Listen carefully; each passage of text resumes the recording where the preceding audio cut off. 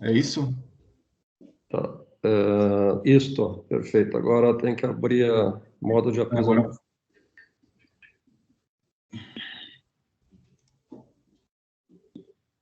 Perfeito. Tá. Eu não consigo enxergar vocês, mas... Não tem problema. Tá. Se você... Eu começo a falar, às vezes, e não paro. Então, assim, ó, se vocês podem me parar aqui, questionar, a gente pode discutir, conversar. Eu acho que a interação a gente consegue desenvolver melhor a ideia, né, professor? Isso, Júlio. Pessoal, se houver alguma dificuldade, como o grupo é pequeno, aí é fácil da gente interagir. Tá bem, então.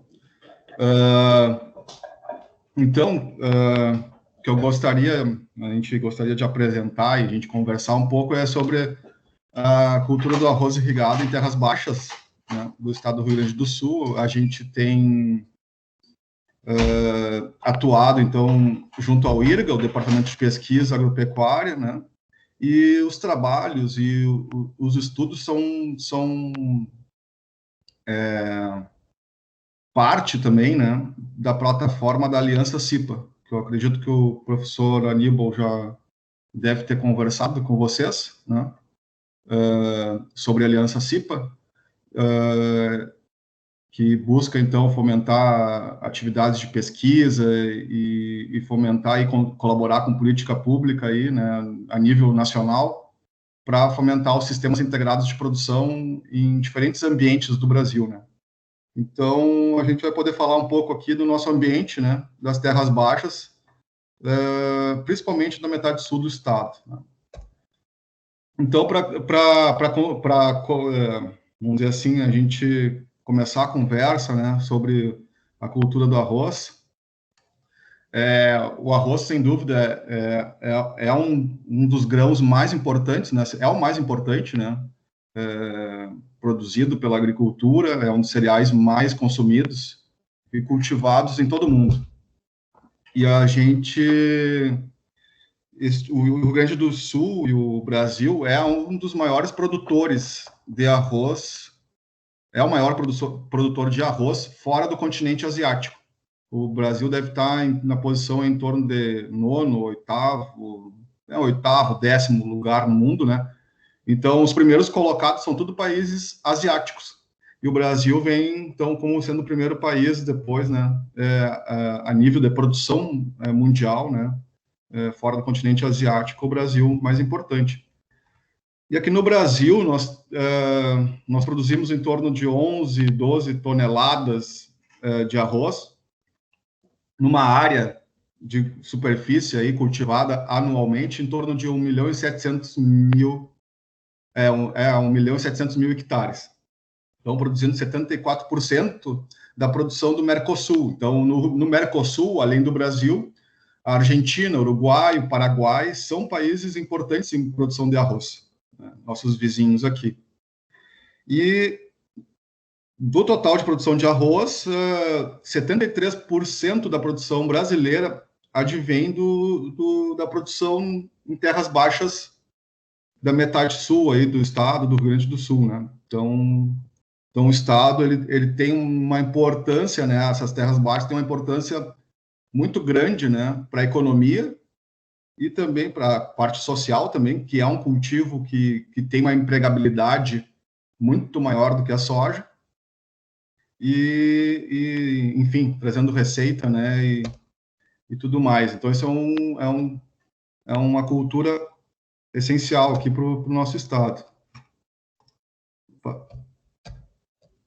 Então, no sul do Brasil, né, nós temos os dois estados, além do Rio Grande do Sul, que é um bom produtor também, né, o maior produtor, nós temos o estado de Santa Catarina, que também tem áreas aí, né, mais no litoral, o Alto Vale do Itajaí, né, como áreas importantes de produção de arroz.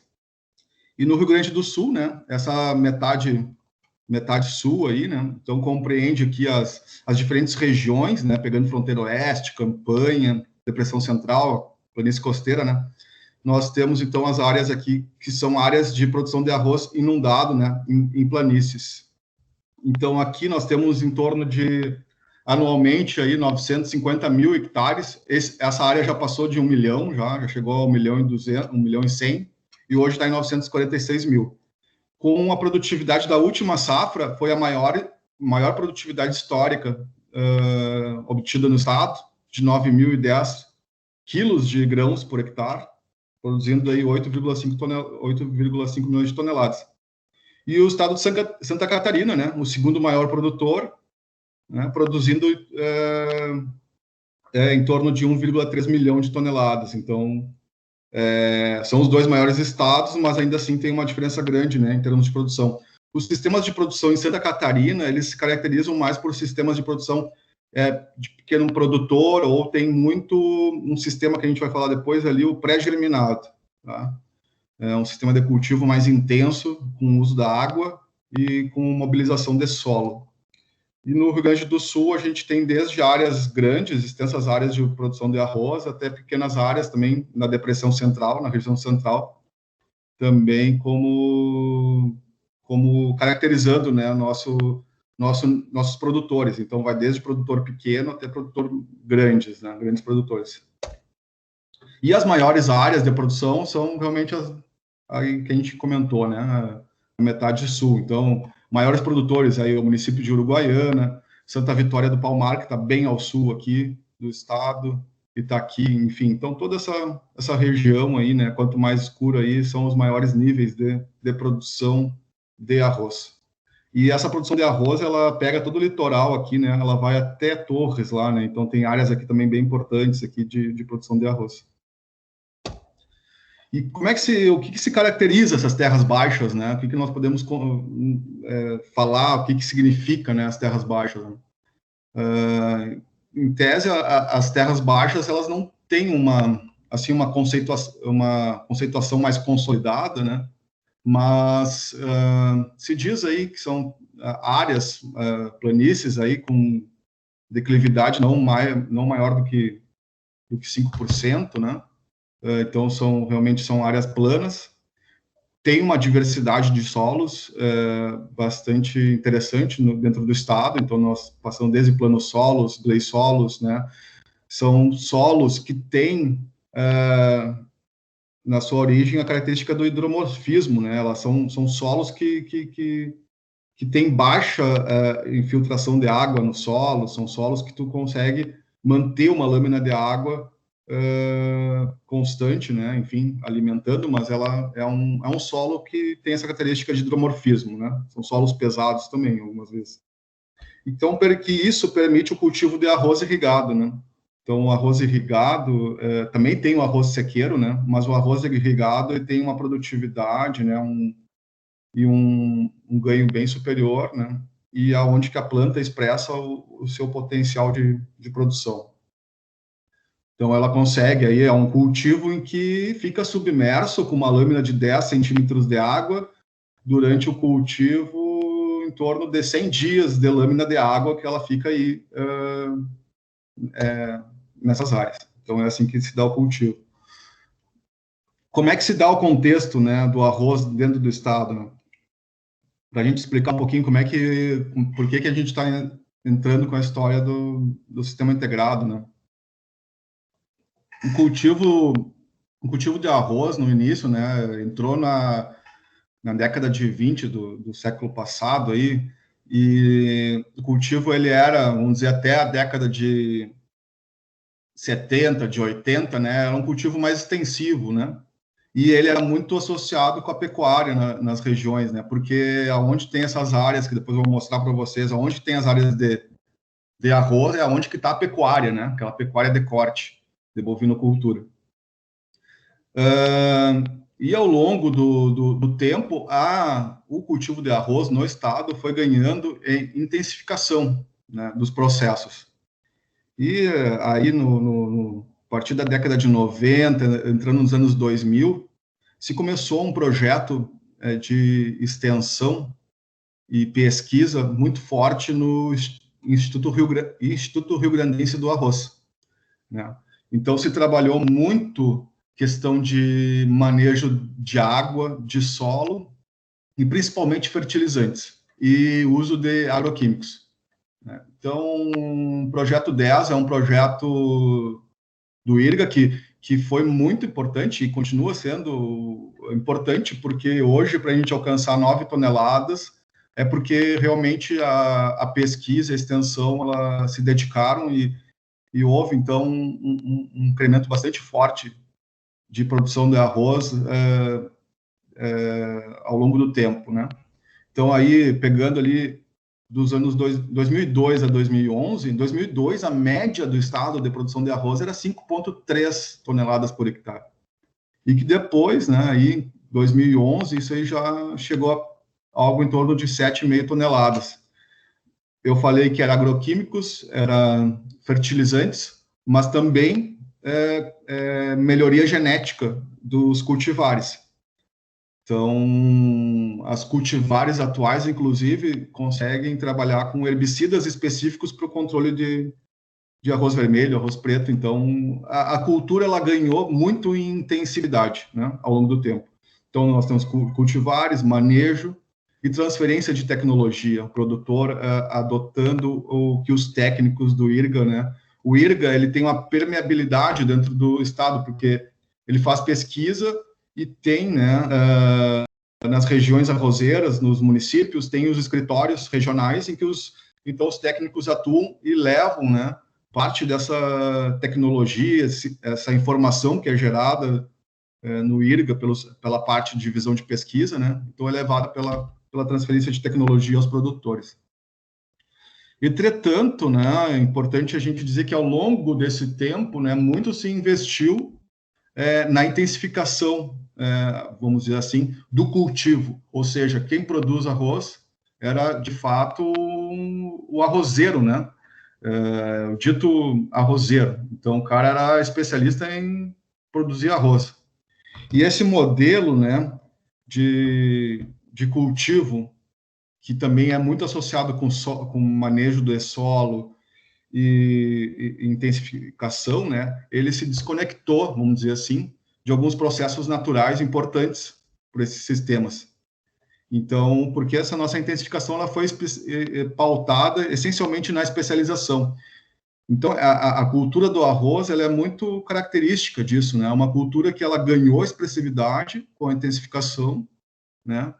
E ao longo do tempo foi começando a surgir alguns problemas que a gente vai começar a ver na sequência. Então, um dos poréns do cultivo de arroz, né, é o seu monocultivo, né, que até então, até 10, 20 anos atrás, nessas áreas de produção de arroz, era só arroz. Se cultivava arroz, não tinha rotação. Poucos faziam plantio de pastagens, tá? Então, aqui no estado, a gente consegue, vamos dizer assim, produzir o arroz ou produzir a soja e depois implantar pastagem e ter bons resultados de produção de pastagem na entre-safra. No arroz, geralmente os produtores se especializaram na cultura e somente se dedicaram a isso. Então, é um cultivo essencialmente especializado, né, que ele é combinado, vamos dizer assim, na sua entre-safra, com o pousio, né, com o preparo e pousio dessas áreas, ou o uso muito extensivo, com pecuária extensiva sobre a resteva do arroz, né? Então, quando se colhe o arroz, sobra aquela biomassa, ou muitas vezes aí, né, os animais são deixados para fazer, vamos dizer, para ter alguma mantença, né? Um resíduo que não de pouca expressão de ganho de peso, né? Mas serve para manter animais de categorias menos exigentes. Então, era muito associado a esse tipo de manejo, né? Manejo de pecuária extensiva, o pousio e o cultivo especializado. Entretanto, isso vai trazer alguns problemas, né? Ao longo do tempo. Outro motivo por que diversificar, né? Então, se a gente tem a cultura do arroz e tem pousio e pecuária extensiva, né? Nós estamos trabalhando com menos otimização do uso das áreas, né? Uma baixa eficiência. Dentro do nosso estado, na metade sul, né, do estado do Rio Grande do Sul, nós temos 5,4 milhões de áreas de terras baixas, né, ou áreas de várzea. sendo que desses 5 milhões, 5,4 milhões, 3 milhões de hectares têm estrutura para se produzir arroz, tá? Ou seja, ele tem canais, ele tem sistema de levar água para as áreas para produzir arroz. Por que não se produz 3 milhões de hectares e se produz em torno de 1 milhão e agora menos de 1 milhão? Porque falta água, né? A gente não tem água para alimentar 3 milhões de hectares, né? E por vezes o produtor também faz essa rotação de cultivo. E aí não é uma rotação, ele deixa parada a área, né? Para recuperar algum problema de planta daninha, recuperar alguma coisa de solo, né? Ele vai rodando, né? Mas isso é exclusivamente, assim, mais função da água, né? A limitação de água. E aqui, quando eu fiz esse slide, tinha 300 mil hectares de soja. Isso a gente vai falar na sequência, tá? Mas aí vamos dizer que no verão se ocupe aí em torno de 1 milhão e 300 mil hectares dessas áreas de terras baixas, né? Ou seja, na melhor das hipóteses, a gente está cultivando aí menos de 1,5 milhão de hectares, sendo que nós temos 3 milhões disponíveis, né? Então, um dos motivos de diversificar realmente é fazer o melhor uso das áreas, tornar as áreas mais eficientes ao longo do ano, né, em termos de produção. Se a gente pegar o outono e inverno, são 3 milhões de hectares que vai ficar ou em pousio ou uma pecuária extensiva, né? Então, isso, de fato, não é otimizar o uso das áreas.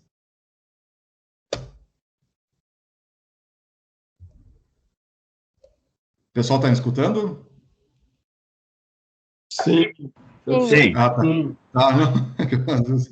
Fico aqui só falando. Tá bem, professor? Tá tudo certo, então. Vamos seguir aqui. Se tiver muito maçante, o senhor me chama.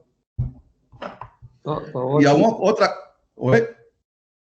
Não, está ótimo. Pode continuar nesse ritmo aí. Tá bem. Outro problema do arroz é o seu custo de investimento. É uma cultura cara, tá? Esse dado aqui do custeio de R$ 6.500 já está defasado, tá, pessoal?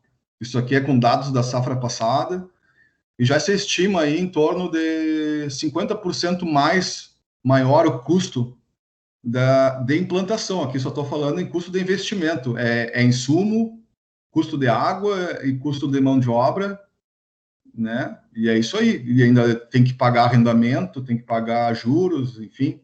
Aí o custo se vai. Hoje se fala que esse custo vai ficar na próxima safra em torno de... O custo total, né? Custo total, em torno de 10 a 15 mil reais o hectare. Então, tá bem pesado. O que compõe esse custo, assim, em termos de investimento, né? Nós temos um gasto aí. O último ano foi até maior, né? Esses valores eu atualizei essa semana, tá? Mas, em termos de agroquímicos, aí entrando secante, herbicida, entra alguma coisa de fungicida, por vez, ou... Fungicida não, porque nós temos as cultivares, né, resistentes, né?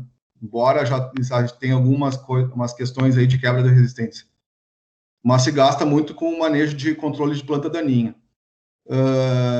Então, a gente tem aí um custo aí, em torno de 35 sacos, R$ 2.800, mas esse custo aí tá deflacionado, tá? Então, acredito que está em torno de R$ 4.000 esse custo aí de investimento hoje. Então, ele pesa no orçamento do produtor. Júlio? Sim. Quanto que vai, em média, aí de N, ou de ureia, que é usado no arroz? Ah, sim. A ureia, ela é manejada de forma parcelada. Então, em geral, se usa em torno de 150 quilos de N por hectare.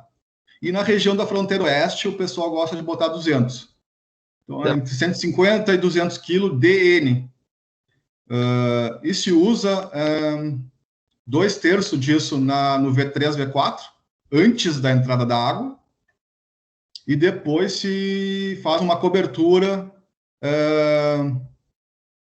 mais para frente no início do reprodutivo, no R0. Eu pergunto porque sexta, eu fiz uma cotação aqui da ureia, numa cooperativa, para o nosso protocolo aqui, que eu precisava comprar, e me impressionou o valor aí, R$ 230 a saca, né, de 50 quilos. Multiplica por 20, isso aí, né, já vai Dá para 4.600 a tonelada no saco, né? um absurdo, né? Realmente, É, só aí já, pela quantidade que vai aí, já vai esses 2.500 por hectare ainda. a gente comprou ureia, o colega comprou um experimento que outro trabalho aí, a gente faz em Caxias do Sul, aqui, daí ele falou que não tava esse preço, mas tava quase R$ 200, eu acho, o saco de ureia. Então, tá uns 4 mil reais a tonelada, né, mais ou menos, hoje. E o MAP deve estar mais caro ainda, né, professor? O formulado. Tudo, né? Cloreto, tudo. É. Então é isso. Então, e isso aqui é muito preocupante, porque o produtor, ele produz muito, mas a lavoura dele custa muito. Então, ele precisa hoje eu falo disso para os produtores, porque é a forma que eles entendem isso, né?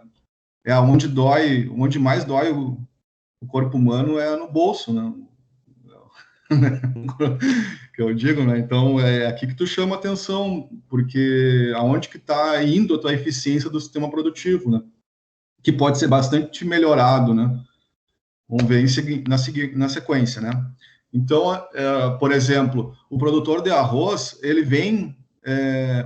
ano passado é ano atípico, tá? Ano atípico, onde que ele ganhou aqui, ó, isso aqui, a linha verde é o preço pago.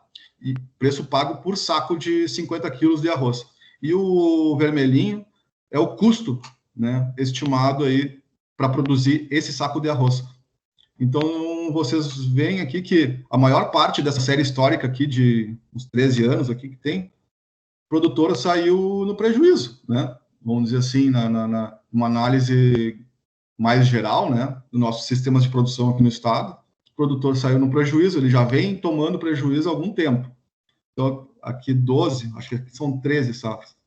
Das 13 safras aqui, o produtor saiu 9 em prejuízo, sabe?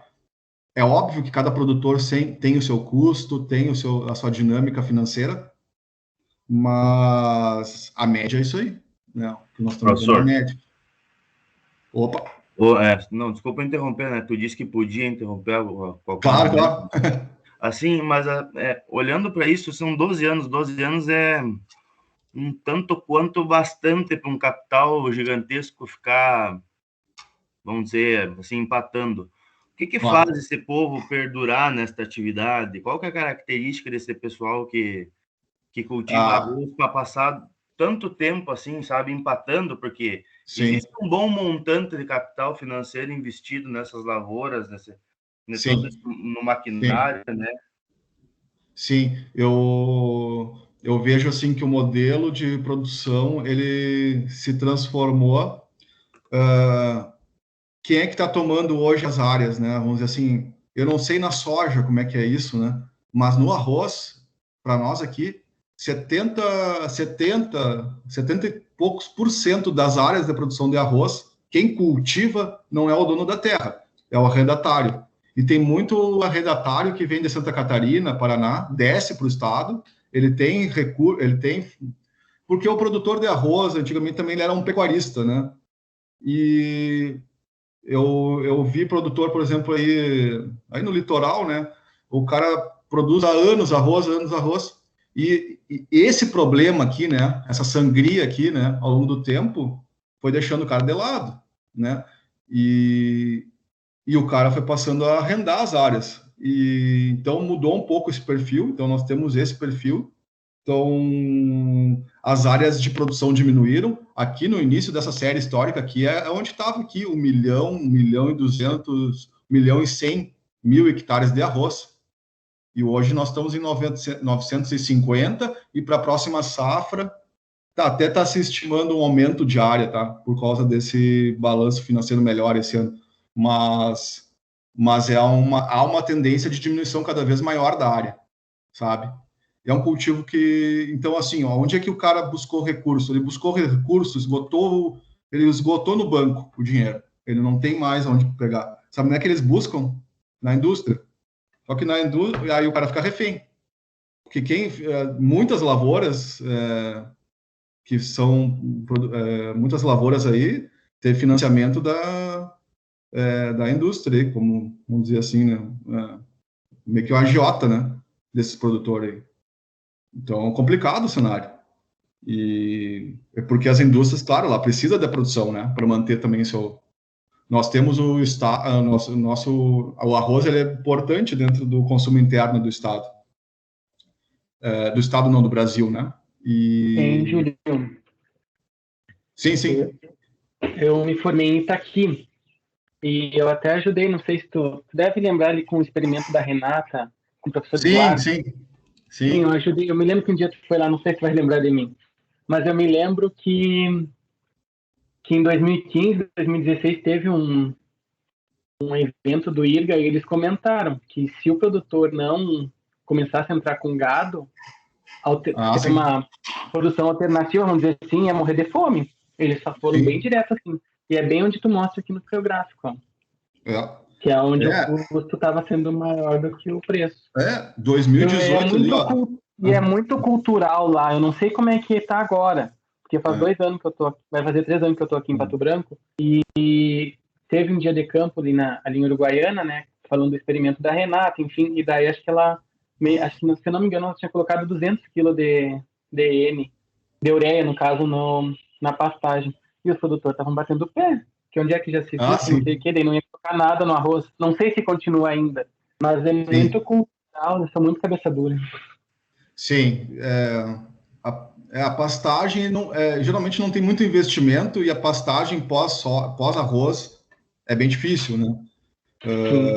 É uma pastagem, a gente vai ver na sequência, bem diferente de um pós-soja. Mas tem isso, assim, então a gente tem trabalhado o produtor para incentivar o manejo das pastagens. Eu acho que isso melhorou muito nos últimos 3, 4 anos, sabe?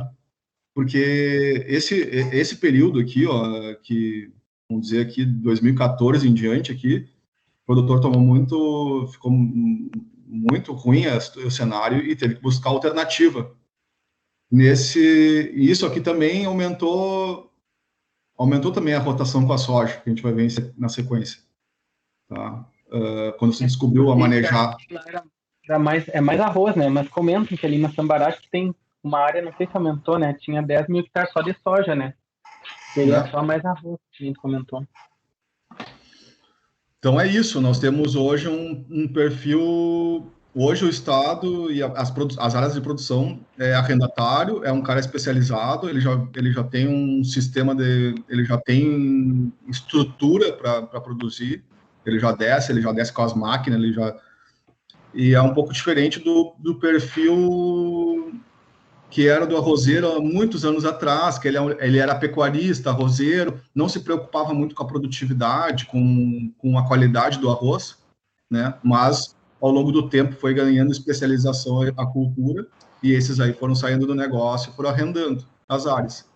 Então tem muitas áreas aí que o pecuarista, tem a pecuária, assim, né? E tem o arroz, mas o arroz é do arrendatário, tipo, tem muito isso aí agora. Então é isso. Tá? Outro movimento que fez esse preço também, assim, o que aconteceu nos últimos anos que o arroz ganhou uma notoriedade é a questão da exportação de arroz, né? Então, o arroz não era exportado, era tudo consumo interno. A gente importava arroz, ainda continua importando, né? Aí é questão de balança comercial, preço aqui, né? Para não afetar o preço interno do arroz, né? Porque é um produto mais consumido, né? Pelas famílias, né?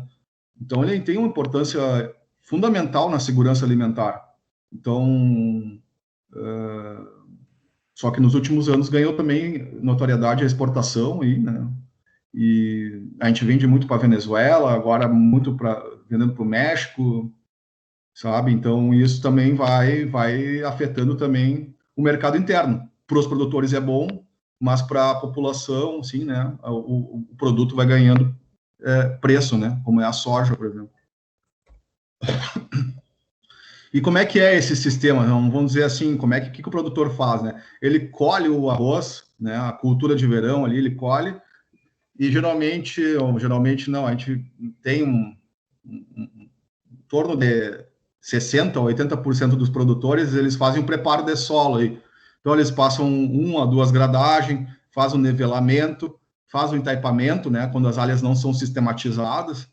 Então, ele tem que preparar isso tudo no período da entre-safra, né? E depois fica em pousio.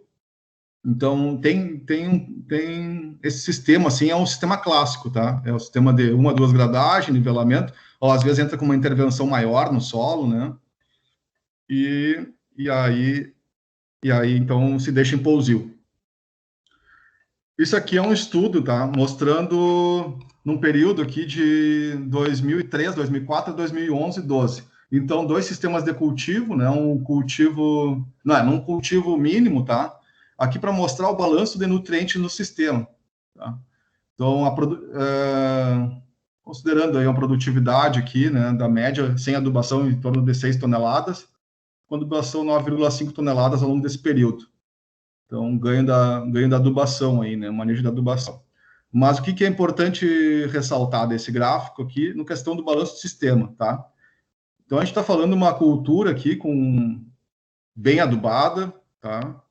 Mas trabalhando um sistema sem planta de cobertura, sem pastagem, sem nada, só com arroz, né? Então, a gente tem balanço negativo de nitrogênio, de fósforo, teve um aumento de potássio aqui, depois podemos falar na questão de balanço, tá?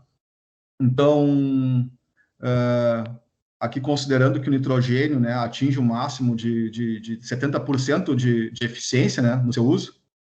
Acho que é isso, né, professor? 70% aí que o professor Ibanor comenta, né? Então, considerando que 70% é a eficiência, esse sistema mesmo bem adubado, ele trabalha ele está trabalhando um balanço negativo, né, nesse sistema só arroz. E olhando também como é que se desenvolveu aqui os indicadores de solo, aqui, matéria orgânica, né, não teve praticamente incremento nenhum, ou ficou estável, né, ainda ficou estável, por vezes, esse cultivo mínimo, se fosse o cultivo convencional, talvez tivesse diminuído essa matéria orgânica.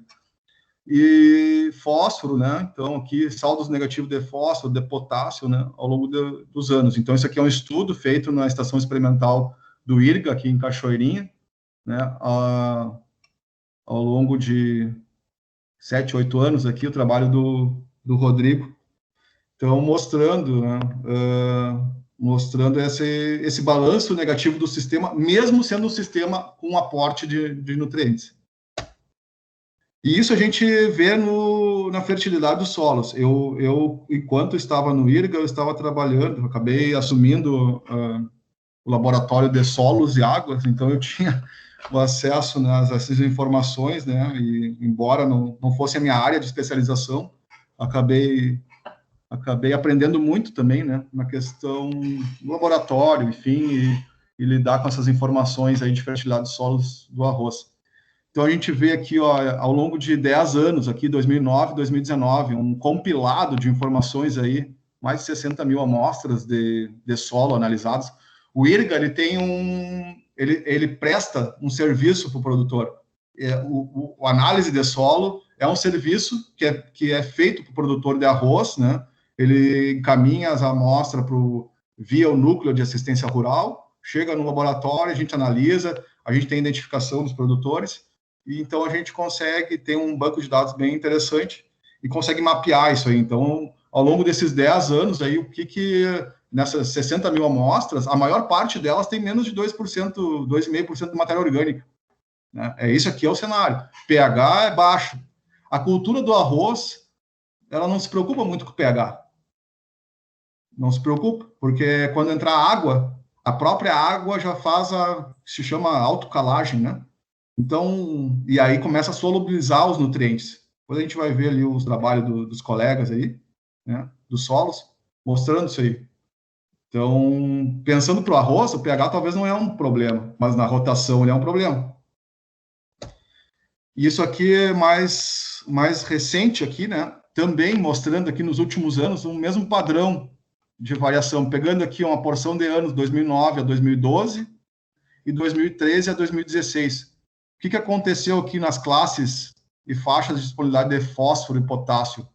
Se aumentou, né, as classes mais baixas, os percentuais de amostra nas classes mais baixas, e se incrementou, se diminuiu o percentual nas classes mais altas desses nutrientes. O que isso está nos mostrando?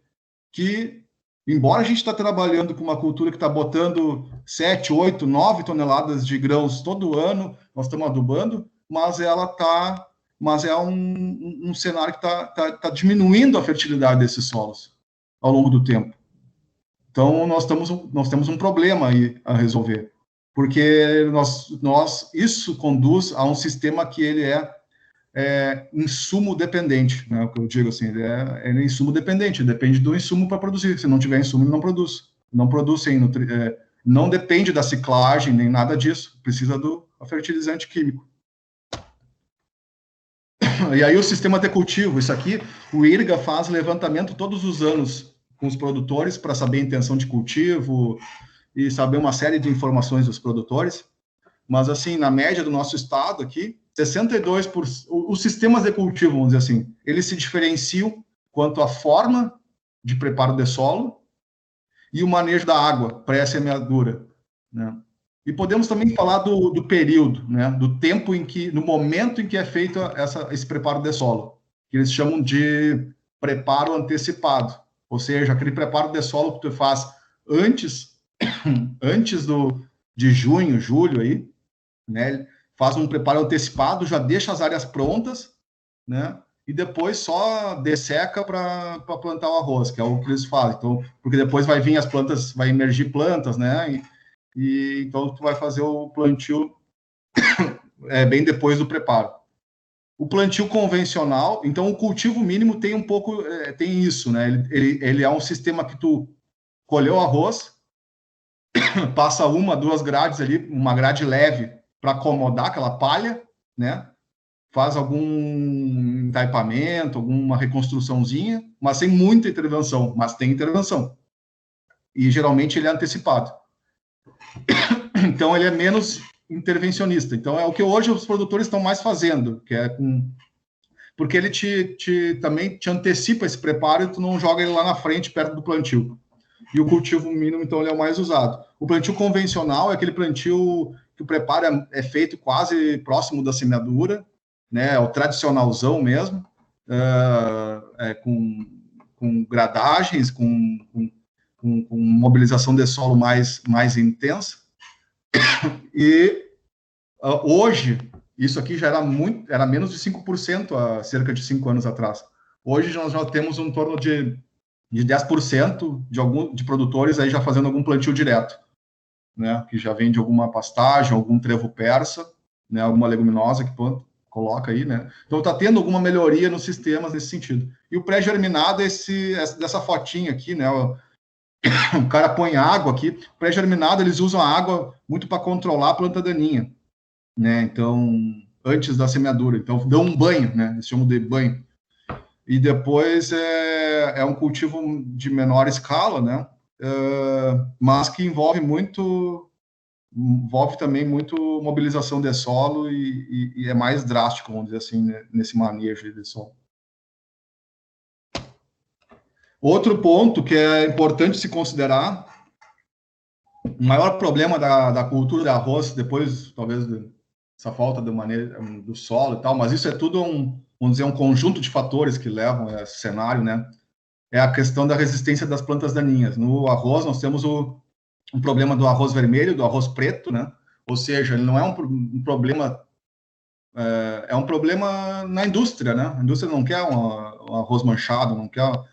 Então, arroz branquinho. Então, o problema é que ao longo do tempo, né, se trabalhou a questão de selecionar materiais resistentes, selecionar, e também se trabalhou no melhoramento genético com indução à mutação aí, e se buscou, então, uma genética que pudesse usar um herbicida, né, para controlar arroz vermelho e arroz preto, que é uma gramínea. Então, nós temos uma cultura que é uma gramínea e que precisa controlar outras gramíneas aí, parentes, né, que muitas vezes, inclusive, cruzam ali com arroz. Então, só que esse sistema de monocultivo de arroz todos os anos, essa tecnologia ela foi iniciada em 2003, teve o primeiro material, Clearfield, né, que a gente podia, então, usar um pré e um pós-emergente para controlar essas plantas aí, né? Só que em menos de 5 anos já se observou que com o uso da tecnologia de forma indiscriminada no nosso estado, 56% das coletas aí diária, né, já haviam algum nível de resistência dessas plantas daninhas aos herbicidas, né? Então, mais uma vez, né, o problema do monocultivo sobressaindo, né, possivelmente pela falta de rotação. E isso então trouxe uma necessidade maior, né, e um alerta muito maior para os produtores. Então, esse é um problema. Então, de forma geral, né, na cultura do arroz, onde é que nós podemos dizer, onde é que está o problema, né? Então, eu coloco esses 4 aqui, né, vamos dizer assim. É uma cultura que ela é muito dependente hoje dos insumos, dos fertilizantes, dos agroquímicos. Tem um elevado custo de produção. E hoje a água está cada vez também mais, de forma mais importante dentro desse custo aí, né? O manejo da água, as reservas, a forma de irrigação. O baixo nível de utilização das áreas, aquilo que a gente falou lá no início, sobre o que se faz na entre-safra da cultura do arroz, né, que essas áreas ficam em pousio, não tem um uso exclusivo, né, ou uma cobertura vegetal para se aproveitar alguma ciclagem de nutrientes. E o foco, e isso também, aí é vamos dizer assim, meio que fazer um contraponto àquilo que o IRGA mesmo, né, sempre trabalhou, que o foco em produtividade da cultura, né, como indicador de sucesso ou insucesso. Até pouco tempo atrás, aí tinha a Associação de Produtor dizendo que, se o cara não produzir 10 toneladas, ele está morto. Mas isso tudo depende, né, do teu sistema, do teu custo, de como é que é a viabilidade do teu sistema, se tu faz rotação ou não, usa pastagem. Então, não dá para cair muito nessa armadilha de que produtividade é tudo, né? E não é. A gente sabe muito bem que não é. Se foca muito em lacuna de produtividade, mas a lacuna de produtividade, para mim, acho que é o menor dos problemas. Então, a trajetória da intensificação via especialização, né, com esse cenário aí, já comprovou não ser o melhor caminho. Isso já comprovou em outras culturas e ela se comprova e é uma história bem interessante no caso do arroz. Então, o CIPA, né, veio como uma possibilidade aí de trabalhar essas áreas, né? Por que CIPA, né? CIPA, Sistemas Integrados de Produção Pecuária. Oi, Júlio. Professor? Oi. Julieta Nicheli. Eu tenho uma curiosidade. Quanto de nutriente é exportado em 10 toneladas de arroz? Eu vou mostrar mais na frente ali, mas tem até no nosso boletim, tá? Nós podemos ver mais na sequência ali, tá? Mas é uma exportação bastante elevada, se a gente considerar que é um grão que nós estamos colhendo 10 toneladas de grão. Na soja a gente colhe 4, 5, né? Então, a exportação ela é bastante relevante para essa cultura. Embora é uma cultura que deixe de resíduo uma palhada bastante interessante, né? Embora uma palhada com uma relação CN muito baixa, né? Então, para a questão da decomposição. Mas, assim, os números... aqui. Não, exportação, liberação. Aqui, ó. Falaste da exportação, né? Falaste da exportação. Isso. Sim. Então, considerando aqui 10 toneladas de arroz, tá? uma produção um pouquinho acima da média, mas que é... Tu passou o slide, Júlio, aqui não passou para mim, não sei se passou para o pessoal. Não, eu tô pegando o boletim aqui. Tá. No boletim.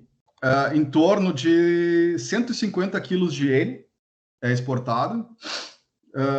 P2O5 aí, em torno de 100 quilos. K2O em torno de 60, 55, 60. E aí depois tem mais cálcio e magnésio, em torno de 8 quilos de cálcio e 22 quilos de magnésio, para cada 10 toneladas de grãos. E na palha ainda tem uma liberação aí, né? Ela tem uma importância interessante na questão do potássio, né? Nessa palha de 10 toneladas, nós temos 250 quilos de K2O. Então, tem importância na questão do potássio, mas que depois, ao longo da decomposição, embora seja lenta, esse potássio ele pode se perder também, ou se complexar, que também a gente pode ver na sequência. Não sei se eu te respondi. Sim, ficou claro. Então, é isso. Então, obviamente, a gente tem uma exportação significativa, e se tu vai pensar numa pastagem na sequência, uma planta de cobertura, tu tens que pensar nisso, né? Que muito se conta com resíduo deixado, né? Mas se a gente vai botar uma pastagem, muitas vezes ela não se produz, né? Uma taxa de forma interessante, o desenvolvimento é mais lento. Eu tenho algumas fotos ali para mostrar para vocês. Então, assim, o CIPA, porque a gente pode fazer um melhor uso das áreas, atender, né, essa questão da produção de alimentos e talvez trabalhar mais perto daquilo que seria um cenário para mitigação dos efeitos de mudanças climáticas. A cultura do arroz, ela é meio, vamos dizer assim, inimiga, né, ou vamos dizer, meio dita, né, porque ela tem problema de emissão de gases, né, de efeito estufa, de metano,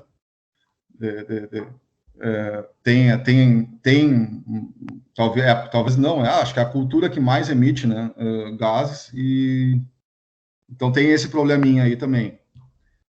A tecnificação dos processos, plantio direto, uma visão mais integrada, né, então esse é um desafio aí para trabalhar no CIPA, mas é um caminho promissor, né, para a intensificação sustentável da atividade orizícola. Né? E a soja, então, assim, por que a soja desceu, né? A gente fala desceu para as terras baixas a soja, né? A soja veio da necessidade do problema das plantas daninhas, tá? Não foi porque ela era interessante do ponto de vista produtivo, tá? Ela foi se tornar interessante do ponto de vista produtivo depois que a gente foi dominar a questão do manejo de solo, irrigação e drenagem das áreas para colocar soja.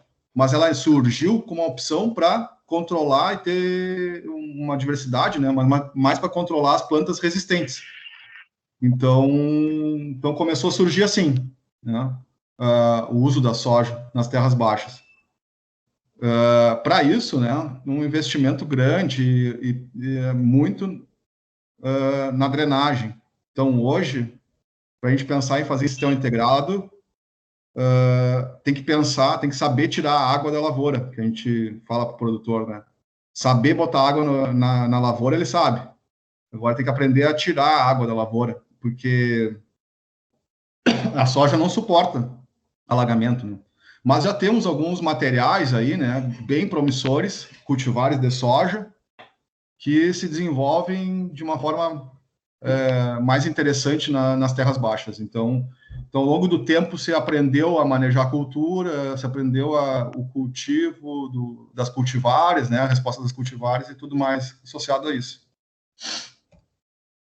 E também, então, ela trouxe, então, essa possibilidade de controlar o arroz vermelho, o arroz preto e outras daninhas, né?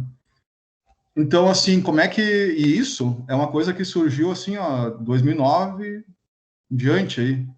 Poucas áreas de soja em terras baixas havia aí. Lá no início, nós estamos falando de menos de 30 mil hectares, 2009, 2010, safra 2009. 2010. E aí, nos primeiros anos ali, de 2010 até 2013, 14, houve um incremento muito grande, né? Porque o produtor viu que aquilo era interessante para as áreas de arroz e também aprendeu que a cultura da soja pode ser interessante financeiramente, tá? Embora a receita bruta do arroz seja maior, eu acredito que muito está ligado à lucratividade e ao menor, não sei se dá para dizer menor nível de trabalho, mas que o arroz é uma cultura que dá trabalho, né? Ele é uma cultura que tu precisa de pessoal mais intenso. E a soja, ela tem menos, né? Um trabalhador cuida muito mais da área de soja do que de arroz, vamos dizer assim, nesse cenário. Então, a cultura que trouxe um fator interessante aí. E, ao longo do tempo também, e depois, né, então se esbarrou na questão de cultivares, mas que também foi melhorando. E hoje, né, na última safra, se cultivou 370 mil hectares de soja em terras baixas. Ou seja, hoje nós temos em terras baixas 1 hectare de soja para cada 3 de arroz. Né? Mais ou menos nesse nível. E a tendência é ficar praticamente 1 para 1 aí, né? Nós estamos falando de 950 hectares de arroz. E na próxima safra, a estimativa é de passar dos 400 mil hectares, chegar em 408 mil hectares. É a intenção de semeadura aí. Já temos um levantamento disso no estado. Então, possivelmente vai chegar perto dos 500 mil aí nos próximos anos, né? A cultura, ela então tá fazendo essa rotação de uma forma mais intensa aí com a soja. O produtor começou a dominar, né, as terras baixas, saber drenar, saber preparar, usar calagem, né? Porque para botar soja, tu tem que fazer calagem, né? A gente viu ali que o pH é muito baixo para botar soja. Tu tem que fazer um investimento aí na correção de solo. E aqui a matéria da Zero Hora, né? O jornal aqui, o principal jornal do estado aqui, 16 de junho, né? Falando exatamente disso, né? Da soja aqui. Então, ali, chegando a 370 mil hectares e com uma produtividade, deu um salto ano passado da produtividade, ou seja, os produtores estão começando também a dominar, acreditou também a questão da irrigação, tem muita irrigação por sulco nessa soja aí. E então, chegando aí na média de 52. A gente acredita que em poucos anos a produtividade média do estado vai se equiparar à produtividade obtida nas terras baixas, que ainda é menor, tá?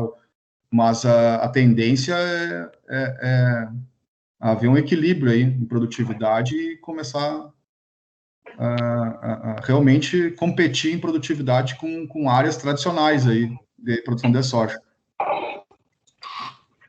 Então,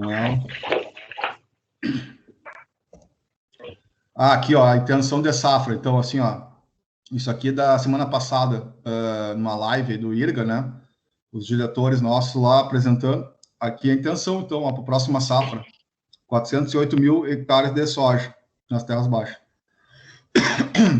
E já fazendo cobertura de solo, cobertura de inverno aqui, ó. Tem muita gente usando cobertura com azevém, trevo persa, que são os materiais, né, que mais se adaptam aí a essas terras baixas que sofrem um pouco, né, com a questão da umidade aí do solo, enfim, né? Mas já nessas áreas que tem soja, é aonde que provavelmente a pecuária, né, pode se inserir muito bem, as plantas de cobertura, se inserem muito bem, porque já aproveita toda essa estrutura que precisa para fazer a rotação arroz-soja, ela serve também para tornar mais versátil o sistema para as culturas de sequeiro. Então, nesse sentido. Bom, o que você quer, LP, vocês já têm mais ou menos bem claro isso, né? Acredito. O que seriam os sistemas de integração lavoura-pecuária, né? A gente combina aqui numa mesma área, a possibilidade de culturas de verão rotacionadas, né, combinadas aí com o uso da pecuária, né, por vezes na entre-safra, ou pode ser uma pecuária que se estende por mais tempo, né.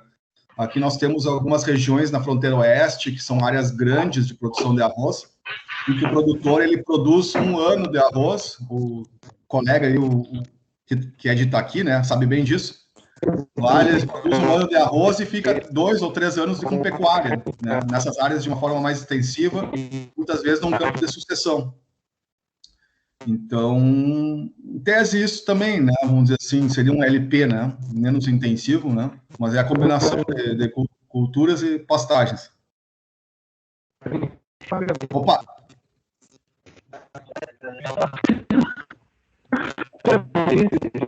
Igor, tá chiado o teu microfone? Tá chiado.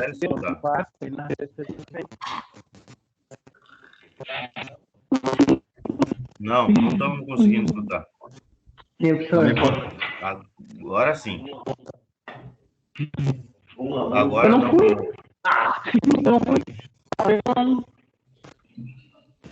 Você chegou a gastar, professor? Ainda não.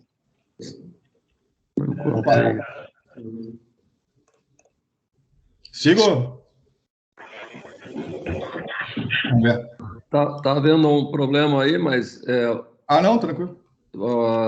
Se não der para ouvir o... É o Igor que está falando?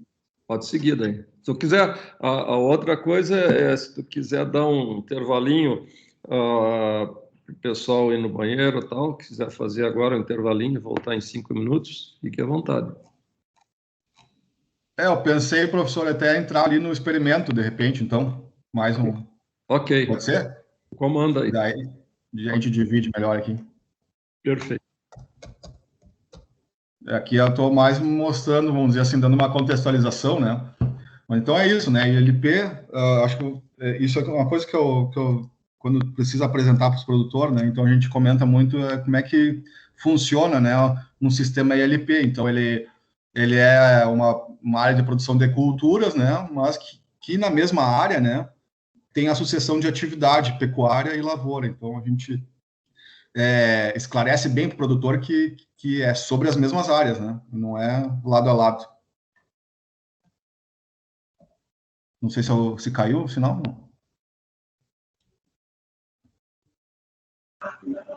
Não, tá dando certo. Não, pode continuar, tá? Pode continuar. Perfeito.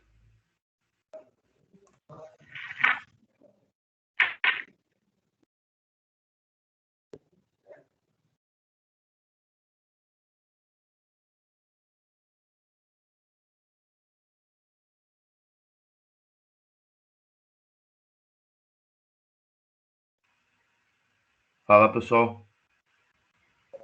Oi. Acho que caiu do Júlio.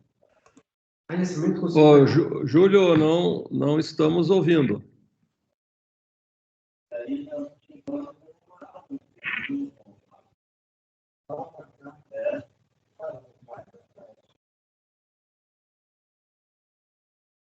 Júlio, não conseguimos ouvir e a tua apresentação também não está mais no modo de apresentação.